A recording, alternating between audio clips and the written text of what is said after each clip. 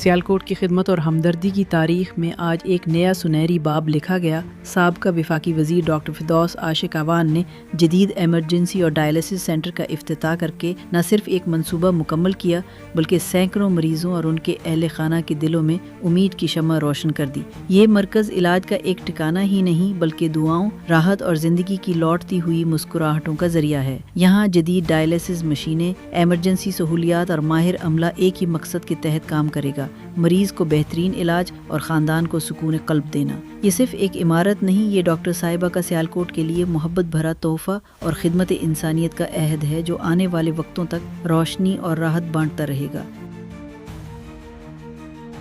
اس میں old age home, اس میں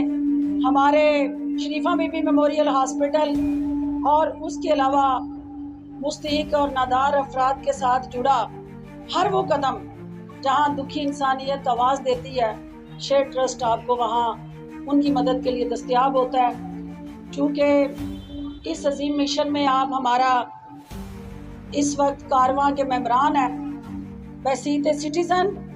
ایک شہری کی حیثیت سے قائد اعظم کے ساتھ عہد نبھاتے ہوئے تجدید عہد کریں کہ قائد یہ پاکستان جو آپ نے ہمیں دیا،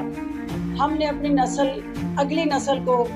اس سے بہتر اور محفوظ پاکستان ٹرانسفر کرنا ہے۔ انشاءاللہ مجھے اپنی نوجوان نسل پہ فخر ہے، میری توقعات ہیں اور مجھے یقین ہے کہ آنے والا پاکستان جو ہے ایک انلائٹنڈ، ماڈریٹ، پروگریسو پاکستان ہماری اس نسل کا جو اصل ڈیجیٹل پاکستان ہے وہ منتظر ہے۔ اور انشاءاللہ 79 یوم آزادی پہ جب ہم انٹر ہوں گے تو ہمارا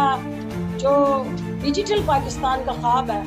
اس کو نوجوان نسل جو ہے وہ شرمندہ تعبیر کرنے میں معاون بنے گی، اور پاکستان کے اس چیلنج سے جو معاشی سطح پہ ہمیں درپیش ہے اس میں